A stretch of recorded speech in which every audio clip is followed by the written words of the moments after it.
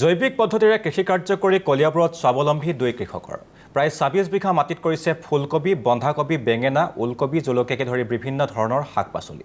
উলুৱনিৰ কলংহুটিৰ পাৰ এতিয়া শস্যৰে নদন-বদন হৈ পৰিছে ধনমণি বৰুৱা আৰু সবল দাসৰ অক্লান্ত প্ৰচেষ্টাত।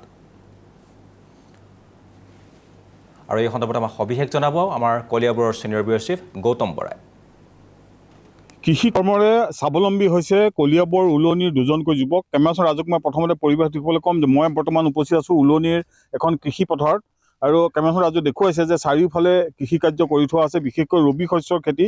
ইয়াতে বিভিন্ন ধৰণৰ কৃষি তেওঁলোকে কৰিছে, কবি কৰিছে, বিলাহী কৰিছে, ইতিমধ্যে বিলাহী, মটৰ, গাজৰ, সৰিয়হ, তাৰ সমান্তৰালকৈ তেওঁলোকে তৰমুজৰ ইতিমধ্যে তৰমুজ দিবৰ কাৰণে আৰম্ভ কৰিছে। দুজন যুৱক এনেধৰণে ইয়াত লাগিয়ে ২৬ বিঘা প্ৰায় ২৬ বিঘা মাটিত এনেধৰণে তেওঁলোকে এই কৃষি কাৰ্য কৰিছে আৰু ইয়াৰ দ্বাৰা তেওঁলোকে স্বাৱলম্বী হোৱাৰ এক পথ বাছি লৈছে।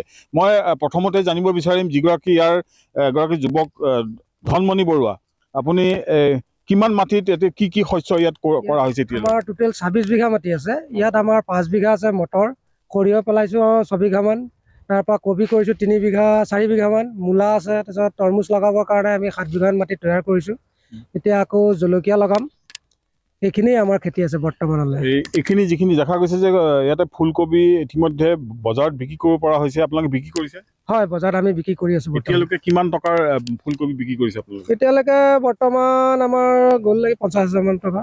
৫০,০০০ টকা। আৰু কিমান মান ফুলকবি আছে এতিয়া? এইটোত আছে আৰু আপোনাৰ ১০,০০০ পুলি আছে আৰু ১০,০০০। কিমান টকা আৰু ইয়াৰ পৰা আহৰণ হ'ব? এতিয়াতো ক'ব নোৱাৰে, বজাৰ মাৰ্কেটৰ ওপৰত আহিব সেইটো। বৰ্তমান আছে আৰু কিবা এটা ওলাবগৈ বৰ্তমান। হয়, আৰু কি খেতি কৰিছে? দেখা গৈছে আপোনালোকে তৰমুজৰ কাৰণে ইতিমধ্যে মাটি তৈয়াৰ কৰিছে, সাজু কৰিছে। কিমান দিনৰ ভিতৰত তৰমুজ দিব? আমি আৰু ১৫ দিনৰ ভিতৰত তৰমুজ লগাই আছোঁ। ১৫ দিনৰ ভিতৰত? হয়। কিমান মাটি তৰমুজ? আমাৰ ৭ বিঘা মাটি। কিমান উৎপাদন হ'ব তাৰ পৰা? উৎপাদনটো মোটামুটি হয়, যদি বজাৰ মাৰ্কেট ভাল পাওঁ তেতিয়াতো আহে বিঘাই প্ৰতি আপোনাৰ ৩০,০০০ ৪০,০০০। খৰচ কিমান হয়?